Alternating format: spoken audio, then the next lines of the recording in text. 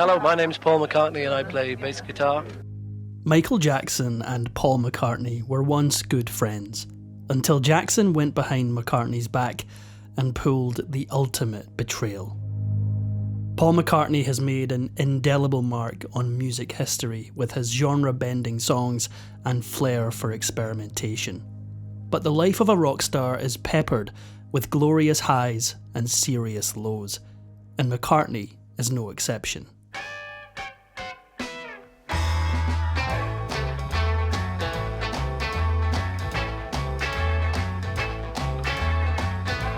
On June 18, 1942, James and Mary McCartney welcomed their son, James Paul, into the world. McCartney's father, a trumpet player and pianist, delighted in the sound of music weaving through the household. Paul had a natural affinity for it, learning the piano by ear and joining a choir. Rock and roll shook up McCartney's life, and soon he wanted nothing more than a guitar. With this in mind, he promptly exchanged a trumpet his father had gifted him for an acoustic guitar, a £15 Framus Zenith. After reversing the order of his strings so that he could play it left-handed, he soon wrote his very first song, I Lost My Little Girl. In 1954, when he was 12, Paul met a very special person on the bus, George Harrison, and the two of them became fast friends. When he was 15, McCartney listened to John Lennon and his band, the Quarrymen, for the first time at a church social. Everything about their sound pulled him in, a mixture of rock and roll and skiffle. When the Quarrymen invited Paul to join their band as a rhythm guitarist, he made a momentous decision that changed his life forever. McCartney agreed to join Lennon's band, and the resulting creative bond changed the course of music history. Only a year earlier, McCartney had lost his mother to an embolism suffered during breast cancer surgery. When he met his new band, it was like finding a new family. Lennon's mother, Julia, was especially compassionate toward McCartney due to the loss of his mother. But only a year after the two boys met, a similar trauma befell Lennon. His mother died in a road accident. McCartney and Lennon now had more in common than ever before, a shared trauma that trickled into their songwriting. By 1960, McCartney's troupe had gone through numerous personnel changes. The lineup now included Harrison, as well as Stuart Sutcliffe and Pete Best. And after a few name changes, they had finally settled on the Beatles. With their new identity in hand, their manager had secured them a residency in the German city of Hamburg. When the Beatles moved to Hamburg, McCartney started writing letters to his girlfriend, Dorothy. But Hamburg had more than its share of earthly delights, and McCartney admitted to having many other relationships while he was away. It was here that he also first experimented with recreational drugs, when the entire band started using Preludin to give them stamina during long performances.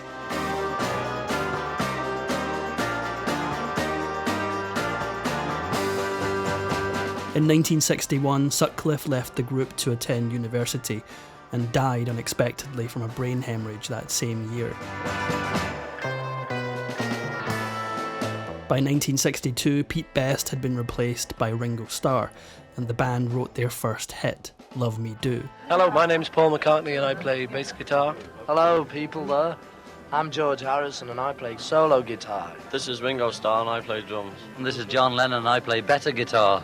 By 1963, McCartney and Lennon had become a songwriting power duo.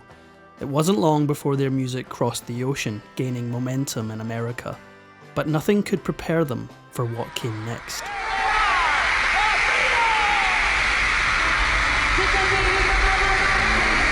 The four dapper musicians incited a devoted fandom, and the resulting hysteria became known as Beatlemania. McCartney quickly became a teen heartthrob. It sounds like you have sort of a crush on Paul McCartney. Yes, that's true. And Paul McCartney, if you are listening, Adrienne from Brooklyn loves you with all her heart. I love all the Beatles, but Paul's my favorite. But while everybody wanted to date him, Paul was sorely unavailable. McCartney met Jane Asher in the spring of 1963. Prior to a Beatles concert at the Royal Albert Hall, a photographer asked the band to pose with the excited British actress.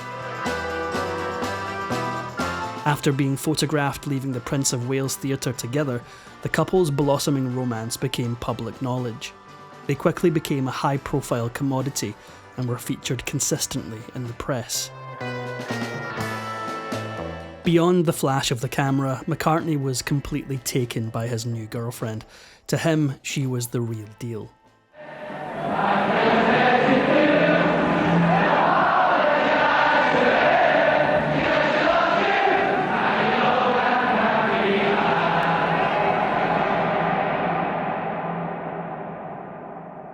As 1963 progressed and the Beatles met with unprecedented success, it became harder and harder for McCartney to live a normal life. Both he and Asher could no longer walk the streets or visit hotels without being surrounded by adoring fans or eager photographers.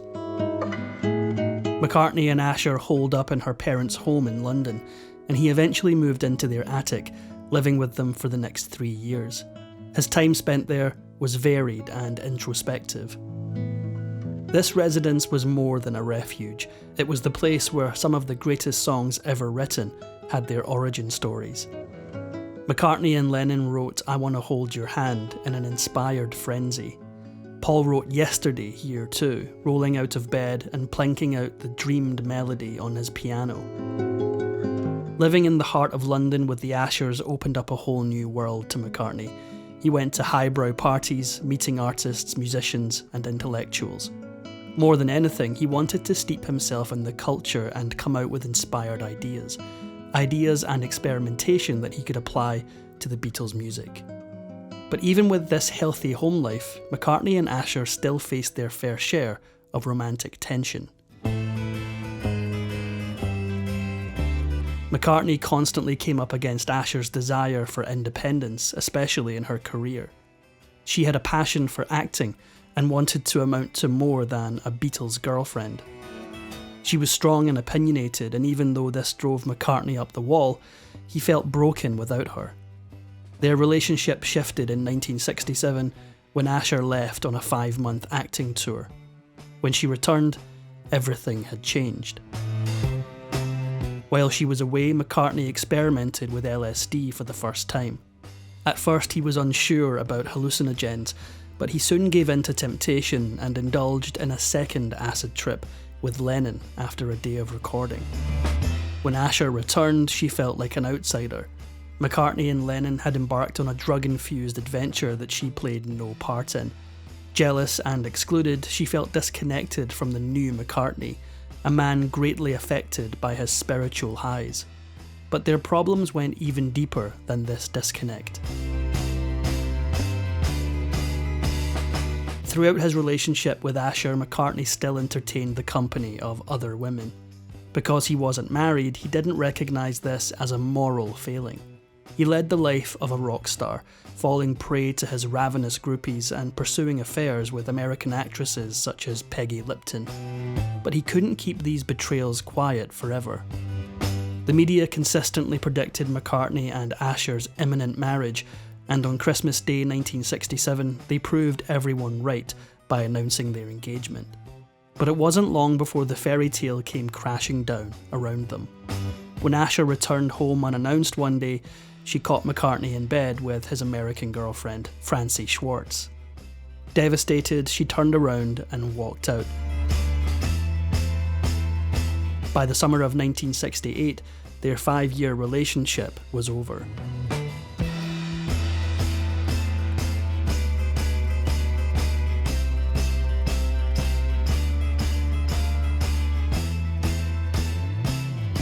During the 60s, the Beatles underwent a number of transformations. McCartney, increasingly fascinated by the avant-garde scene, brought experimentation and conceptual ideas to the table. But with two creative geniuses heading the band's direction, conflict was inevitable.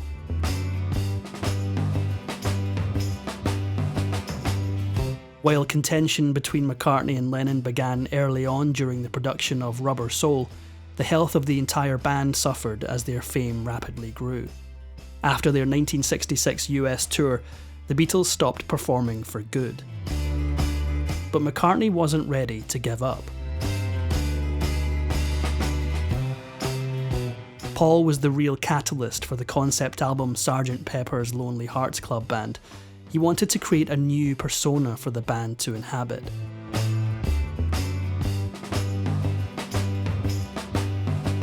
While the album enjoyed critical success and is still considered one of the best albums of all time, it truly marked the beginning of the end. For exclusive perks like early access to new videos, priority replies to your comments, and to have your say on future content, consider becoming a Factinate member. On top of that, your support helps keep the channel going. Click the link in the description for more details. In 1967, the band received devastating news. Their manager and father figure, Brian Epstein, had died. McCartney quickly filled the leadership vacuum, but not everybody in the band was happy about it. According to Lennon, McCartney led the band in circles, and it wasn't long before everything started to fall apart.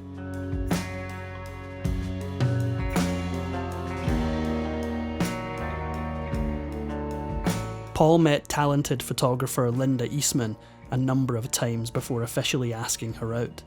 In 1967, their first introduction led to them sporadically meeting whenever they found themselves in each other's city. But at the time, McCartney was still with Jane Asher, and any possibility of a serious relationship seemed out of the question. Nevertheless, the two of them shared an undeniable spark. All they needed was the right timing. After McCartney and Asher broke off their engagement, Paul took a leap of faith and called Linda. He asked her to hop on a plane and join him in London.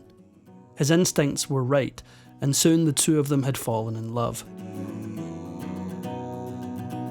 The next month, after finishing the White Album, he joined Eastman in New York, where he had the chance to bond with her 5-year-old daughter, Heather. This was a rare moment of peace for the harried musician.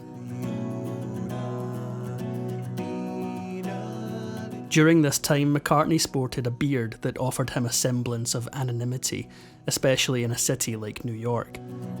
For once, he could walk around unrecognised and ride the subway without being mobbed by excited fans. By the end of the year, McCartney was positive that Eastman was his life partner, and while on a trip to Portugal, popped the question.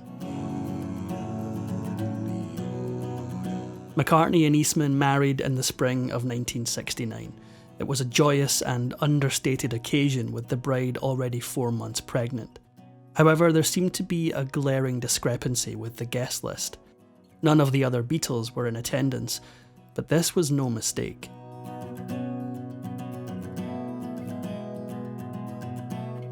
In the autumn of the same year, McCartney became the subject of an urban legend that people still talk about, that Paul had actually died in a 1966 car crash, and that the band had found a lookalike to replace him. This theory became widely known as Paul is Dead, and fans started looking for clues in the Beatles' lyrics and art that supported it. In order to appease his fans, McCartney had no choice but to respond. McCartney posed with his wife, his new baby Mary, and adopted daughter Heather for the cover of Life magazine, thus proving to the world that the rumours were unfounded. The title of the cover read, "Paul is Still With Us." But while fans were assured that they still had Paul, nothing could prepare them for losing the Beatles. The band was at its wits' end, and with animosities too great to overcome, one member in particular pulled away from the pack. On April 10th, 1970, McCartney announced that he was leaving the Beatles.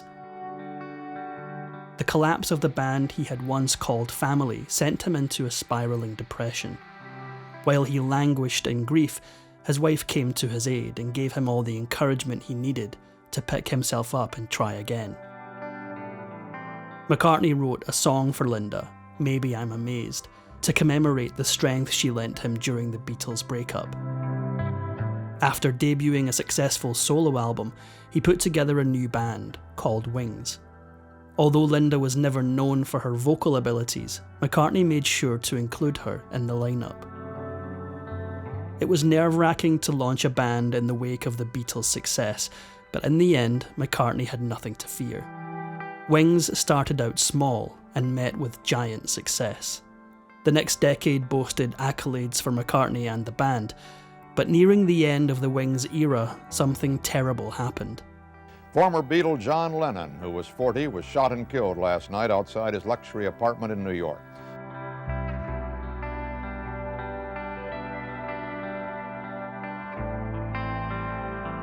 When the reporters cornered McCartney outside a recording studio for his reaction to this earth-shattering news, they couldn't believe his response. What time did you hear the news? This morning sometime. Very early? Yeah. Don't know, yeah? Drag, isn't it? Okay, cheers. Later on, he deeply regretted this response, boiling it down to the overwhelming shock of the situation. He just didn't know how to put it into words. In 1995, Linda McCartney found out she had breast cancer, and it was discovered too late. After the cancer spread, the doctors gave her only 18 months to live.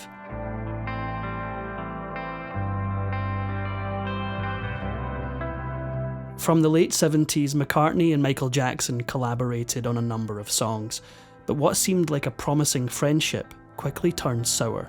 In 1985, Jackson bought the publishing rights to the entire Beatles catalogue, right out from under Paul McCartney. It was a diabolical move that had McCartney bowled over by its blatant betrayal. For Jackson, it was just business. Despite his anger, McCartney refused to speak negatively about Jackson. It wasn't until 2017 that Paul finally secured the rights to his own music. If you enjoyed this Factinate video, give it a thumbs up and subscribe for more incredible stories. If you want a say in who we cover next, join our membership program through the link in the description for exclusive perks. Your support means everything to us. Thanks for watching, and we'll see you in the next one.